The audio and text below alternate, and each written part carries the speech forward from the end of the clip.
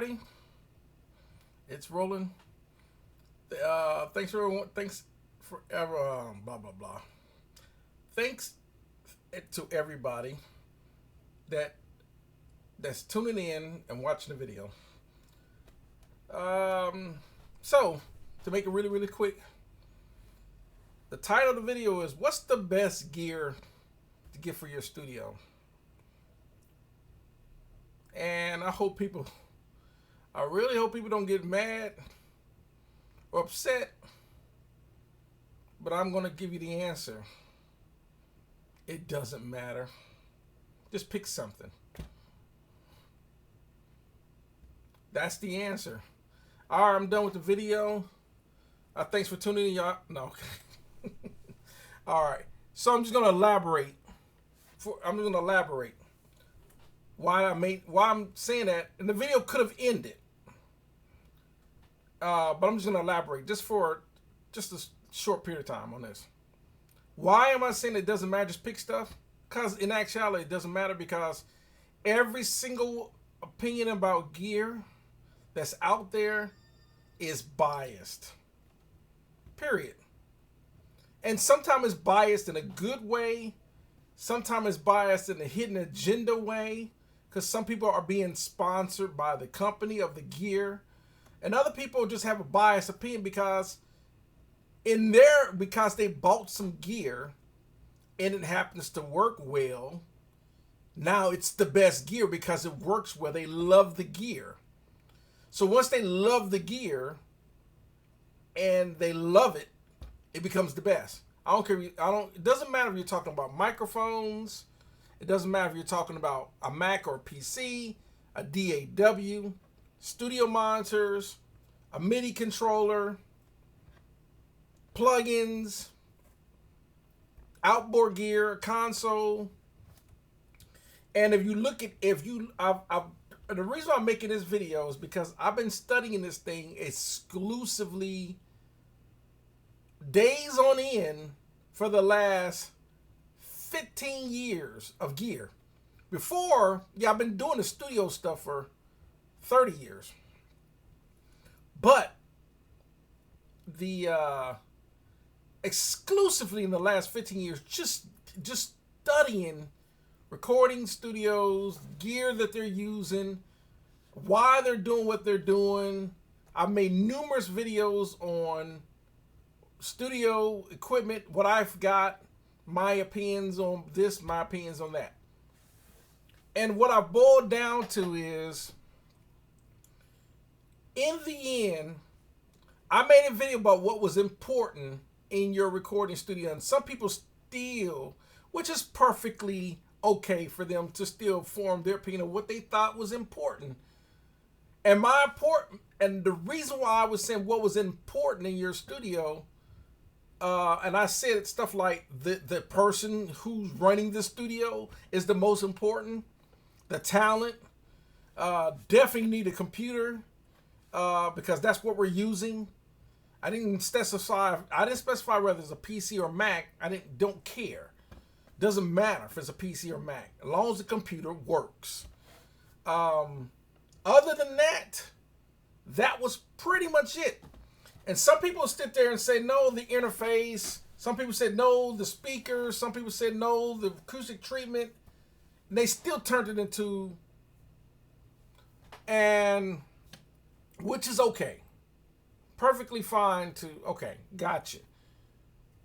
The reason why I never really talk about any specific thing in general, because for the most part, 99% of what all the stuff, everything that you need will work perfectly fine when you know how to use what you got.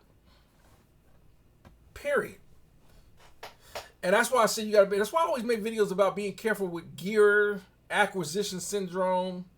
Because you'll see a lot of reviews on gear and they'll love the gear and it'll make you think, oh man, they love it. I don't have it. I must got to get it. Especially on top of review. And really that's the psychology of it. And it turns out a lot of times, a lot of stuff that you think that, man, if I get that, that's, in actuality, it becomes gear acquisition syndrome. I can't be hypocritical and not include myself. I love gear. I love having gear. It's the only reason why I have what I got up here versus what I have in my dining room downstairs. Even though what I have in my dining room downstairs is perfectly fine to create and produce music. So the reason why, and I'm going to sum it up with this. The reason why I don't stress that just pick stuff. Because you're going to always have someone that's going to have a biased opinion. And I don't care what, I don't know if you're talking about studio monitors, someone's going to think Focals are better than Barefoots, or Barefoots are better than ATCs, or ATCs are better than Genelecs, or Genelecs are better than Adams, or Adams are better than these speakers, or these speakers are better than those speakers. It's just going to become, and then a lot of times people that are in the market for speakers, they're going to be like, now it creates confusion because one person said Genelecs are better than Adams, or these are the best speakers in the world, when in actuality, that's just a biased opinion. Because you can go to other studios where someone can have some ATCs and they will swear them down. Those are the best studio monitors in the world. Then you can go to some studio that would have Dynaudio. PMCs will be in this studio. Like Capitol Records have PMC audio. But you go to this studio, they have Adams. But you go to that studio, they have Westlakes. You go to this studio, and then of course, Alan Size has his own brand called Ocean Way speakers. And people will sit there, Alan Size is man, his ears, he's really super particular about audio, so that's why he developed the Ocean Way speakers. Yet, you'll go to this studio, they're using Barefoots, and they'll sit there and say, oh man, once I got these Barefoots, these are the best studio monitors in the world. Yet, you'll go to this studio, and they got a pair of the old school Yamaha NS10s and a pair of JBLs. Or you go to this studio, and they'll have a pair of those. And that's just the studio monitors. Yet alone, when you go to one studio and they'll have a Triton console, you go to another studio, they'll have an API. This studio has an SSL. This studio has an MCI. This studio have a Neve. In this studio, I have an old school Neve 8068, versus this studio has a newer model Neve VR88. And they're all sweeping down the console they have is the best console in the world. Same thing with microphones. Same thing with audio interfaces. There's an audio, whether you got a Behringer, Euphoria, an M-Audio, an Audience, the UAD Volt, Presonus, a Lynx Aurora, Apogee Symphony, a Burrow, an Antelope. The list just goes on and on and on. And someone has said, no, you'll hear videos on it. Because part of that is marketing when it comes to product. Like you'll go to some, it's like with SSL. The SSL. Then there's some people, that will talk about UAD's Apollos are the best converters in the world. Then you'll go to another studio, they're using the Avid 192 HD. Or you go to another studio, they got the Mark of the Unicorn, the MO2s. Or another studio has these interfaces, RMEs. Another studio over here got Lynx Prisms. Or this studio over here, it just goes on and on and on. And, then you'll see this interface, and then you'll see this interface versus that interface. Or you'll go into compressors. Your Blue Stripe, UAD, clone companies like Warm Audio, Clark Technic, or Heritage Audio, or Hairball Audio, where you build your own, do-it-yourself build 1176. And then there are some people, then it becomes compressor models, distressors, or DBXs, or LA2As, or, this compressor, that compressor. That microphone, the Telefunken 251 versus a Newman U67 or a Newman M49 or a pair of Sennheiser 421s or SM57 microphones or AKG or the Sony 800, just the list just goes on microphones. Some people say, oh man, I put, the Warm Audio or the Stam Audio, or there's the clone companies, or should I use all the top name brand stuff out there like Neve, UAD, and or Universal Audio, or clones, or some people swear up and down. There's interviews with Warm Audio out there, or videos with Stam Audio, and they'll I mean, it's so many choices of microphones or MIDI controllers. Some people love Novation. Some people have, like me, I have an M Audio. I have some Arturias. I got the Behringer. I got multiple MIDI controllers. So to sum up in the video, in the end, if you listen to, I'll name a couple of studios.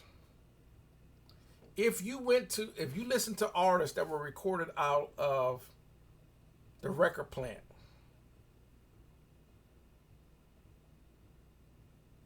and you listen to music that was done in that studio, or you listen to music that was recorded, let's say, and the record plant was using an SSL, but then you listen to music that was done at Capitol Studios where, for example, rest in peace, engineer Al Schmidt was working on it with a Neve VR, or Air Studios in overseas, same thing. Or you listen to music that was done out of, let's say, some other studios, like 1979, Studio 1979, where they have an MCI console. Or you listen to music that was done out of Treasure Isle, out of Nashville, where that's a Triton console. Or you listen to music out of Blackbird, where it depends on what studio he is, because he's got an API in one room, an SSL in another room, he's got a Neve in another room. They got so many choices of gear and consoles. The point is, the